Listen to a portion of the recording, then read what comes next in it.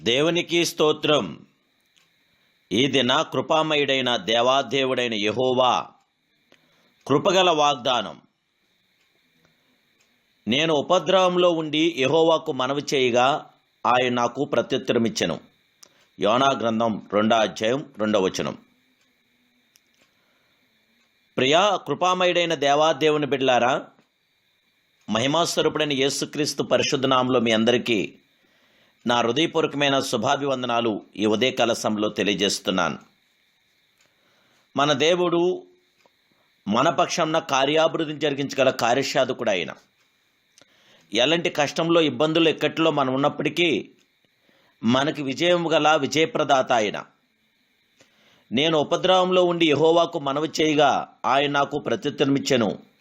పాతాళ గర్భంలో నుండి నేను కేకలు వేయగా నీవు నా ప్రార్థనను అంగీకరించున్నావని భక్తుడైన యోనా తెలియపరుస్తున్నారు. ప్రవర్తయగు యోనాకు అతి క్లిష్టమైన పరిస్థితి, జీవస్మరణ పోరాటం, ఏమి చేయాలో తోచని స్థితి. దైవ చిత్తమును అతిక్రమించి తర్చీసు పట్టణంకు ప్రయాణం చేసిన గనుక అతడు ప్రయాణం చేసిన వాడ దెబ్బతినెను. సముద్రం మరింతగా పొంగుచుండెను. దేమగల దేవాదేవుని బిడ్డలారా, తొదకు యోనాను సముద్రంలో పారవేసిరి. ఒక తిమింగలము యోనాను మింగివేసింది. 3 రాత్రులు 3 పగళ్ళు యోనా తిమింగలము కడుపులో ఉన్నాడు. ఆ పరిస్థితిలో మిమ్ములను ఉంచి ఆలోచించండి. సావా బ్రతుక అని తేల్చుకోలేని స్థితి. ఇక భూమి మీద జీవించుదునునని నిరీక్షణ యోనా నుండి తీసివేయబడిన స్థితి. యోనా తన హృదయం వేదనను వివరించెను.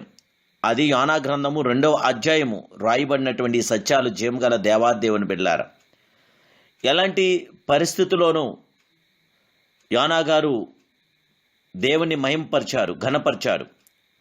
తొదకు యోనా చేసిన తీర్మానం ఏమిటి? కృతజ్ఞతాస్తుతులు చెల్లించి నేను నీకు బలులను అర్పించెదను.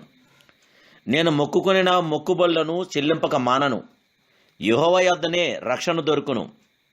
అలాగ అతడు ఒప్పుకొని ప్రార్థించినప్పుడు ఏమి జరిగిందో దేవుని బిడ్డలారా, అంతలో యెహోవా మత్స్యమునకు ఆజ్ఞగా అది యోనాను నేల మీద కక్కివేసింది. జీవగల దేవాదేవుని బిడ్డలారా, ఆపత్కాలంలో యెహోవా దేవుని మొక్కుబడి చేసుకున్నాడు. దేవాది దేవుడు ఆ శాపకి ఆజ్ఞ ఇవ్వగానే అది ఒడ్డుకొచ్చి యోనాను కక్కివేసింది. నేడు మీరు ఒకవేళ యోనా వలె ఉండవచ్చును. కొన్ని తప్పులు ఫలితముగా సమస్యల్లో చిక్కుని ఉండవచ్చును. పాతాళ గర్భంలో ఉన్నట్టుగా అనిపించవచ్చును. కుటుంబంలో శాంతి సమాధానం లేనందున సంతోషముగా స్తుతించలేక జీవోత్సవం వలె కనబడవచ్చును. జయముగల దేవుని బిడ్డలారా, ఇటువంటి పరిస్థితుల్లోనూ ప్రభును స్తుతించుటకు తీర్మానించండి. ఊరకే స్తోత్రం స్తోత్రం అని చిలుక పలుకులోలే టేప్ రికార్డులోని మాటల వలె కాక హృదయాంతరంగంలో నుండి దేవాదేవుని స్తుతించి మహింపరిచి ఘనపరిచి ఆరాధించండి. స్తుతి స్తోత్రములు దేవుని సంతోషపెట్టుచున్నవి. మన దేవుడు స్తుతుల మధ్య నివాసం చేయవాడు.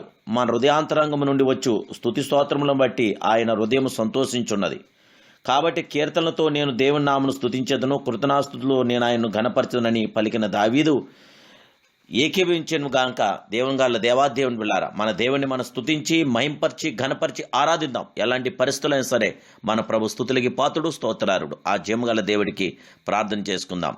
సర్వాధికారివి, సర్వశక్తి సంపన్నుడా, కృపానిధి, పరిశుద్ధుడా, పరిపూర్ణ మీకు స్తోత్రాలు తండ్రి.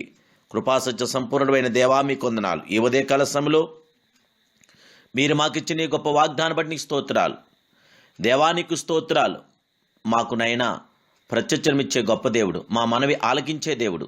దేవా దయచేసి అల్పులం బలహీనలు తక్కువ వారం గనక మాకందరికీ జయవిజయం ఆనందాదరణ సంరక్షణ దయచేసి దేవా మీ కృపాక్షేమకు దయచేసి మా ప్రార్థన వినపాలు అంగీకరించి దేవా మాకు ప్రత్యక్షమై మాకు జయం అనుగ్రహించమని, మాకు విజయం అనుగ్రహించమని, మా ఎడల మీ కృపను అనుగ్రహించమని యేసయ్య పరిశుద్ధనాన్ని ఈ ప్రార్థన మీకు సమర్పిస్తున్నాను పరమ తండ్రి, ఆమెన్. ప్రియ సర్వోన్నతుడైన దేవాదేవుని బిడ్డలారా, ఈ నెల 25వ తారీఖున మహిమాస్వరూపుని క్రిస్మస్ ఆరాధన జరుగుతుంది.